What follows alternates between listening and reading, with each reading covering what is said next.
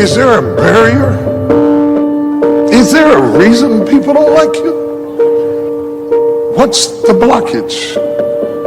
Could there be something that stops you from suffering long, seeking not your own? When I was a child, I spake as a child, I understood as a child, and I thought as a child.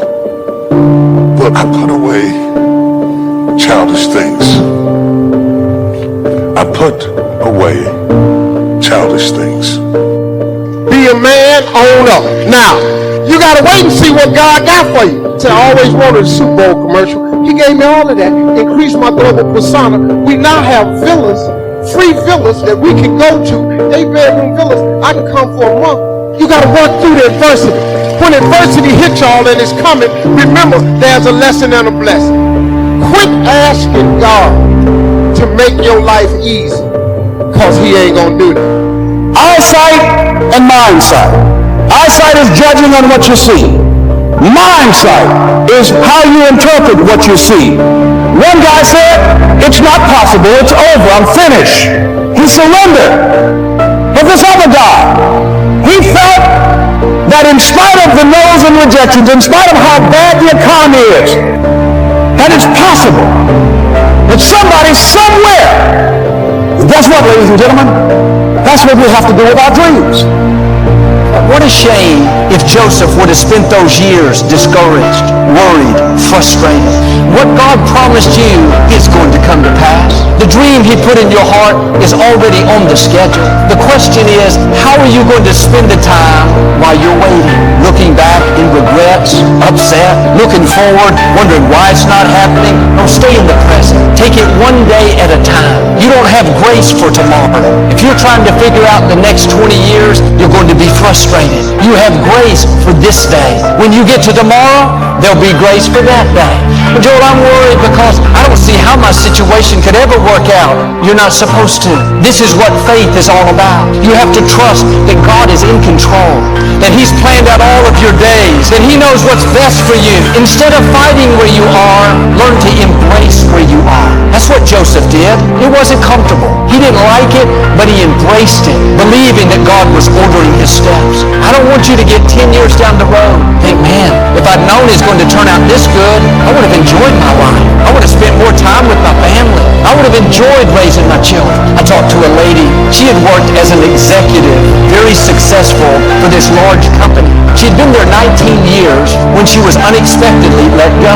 It wasn't any kind of wrongdoing. The company was just restructuring and didn't need her. She was disappointed, but she knew something else would open up. She has 2 master's degrees. She's very experienced, very personable, a leader in her field. She applied to company after company, even in different states, but no response. No one was interested. She couldn't understand.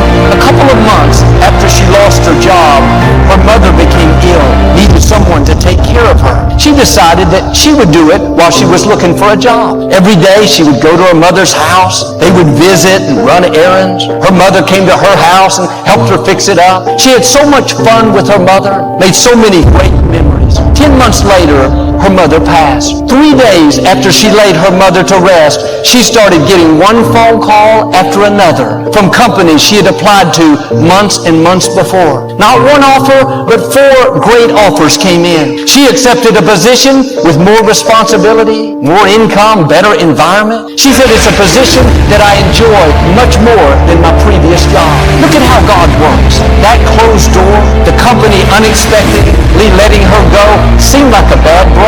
That wasn't fair.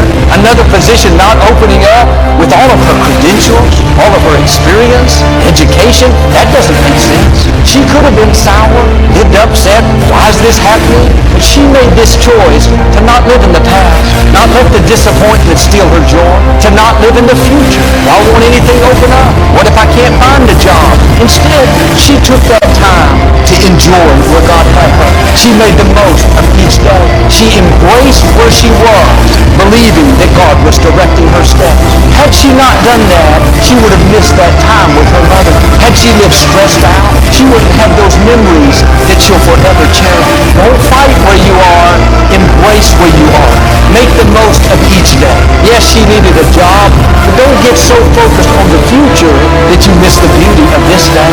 Yes, she was disappointed that she was let go, but don't let the past keep you from seeing the good things in your life right now. God is ordering your steps. Sometimes we don't understand.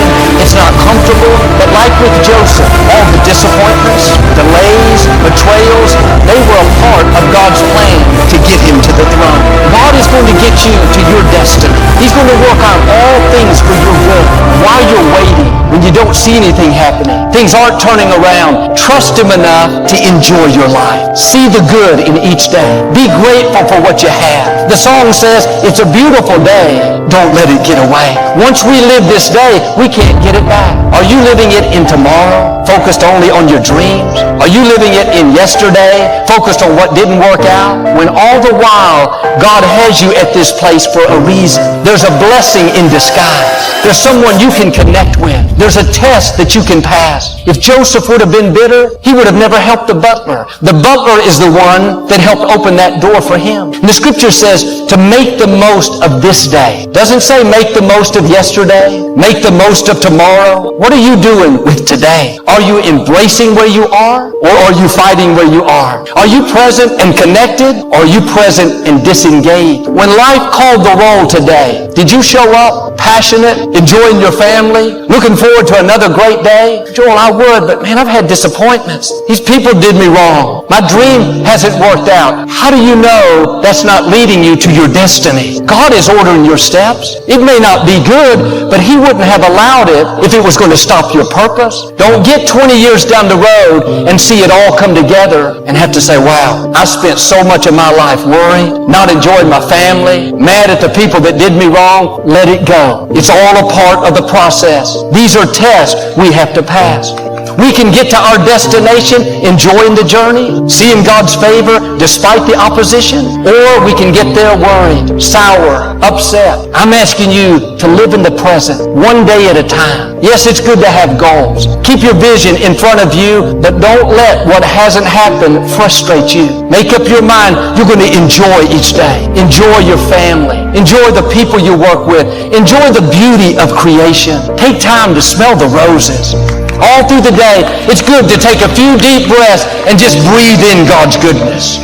Breathe in where you are. Not trying to rush through this part of the day and get to the next, but take time to enjoy the present. One thing this pandemic has done is helped us to have a new perspective. Sometimes we would complain about normal. I don't want to go to work, get these kids ready for school, drive into traffic, cook dinner, have to clean up. But when the pandemic shut everything down, month after month, and we couldn't go to work, couldn't send our kids to school, couldn't leave the house, now normal looks pretty good. Sometimes when something is taken away and you get it back, you tend to appreciate it more. Maybe that job we didn't like wasn't so bad. Maybe the traffic doesn't have to frustrate us. Maybe that person at work that used to get on our nerves, believe it or not, we're looking forward to seeing the man. We have a new perspective. We're alive. We have breath to breathe. We have strength to get out of bed. We have family to love. We have a place to live. We have peace in our mind. We have the favor of God. When you realize this day is a gift, then you'll live it to the full.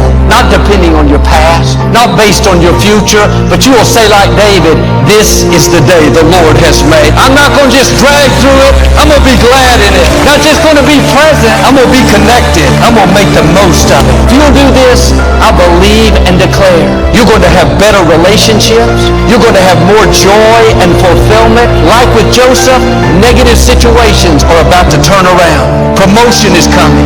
Vindication, healing, breakthroughs, the fullness of your destiny.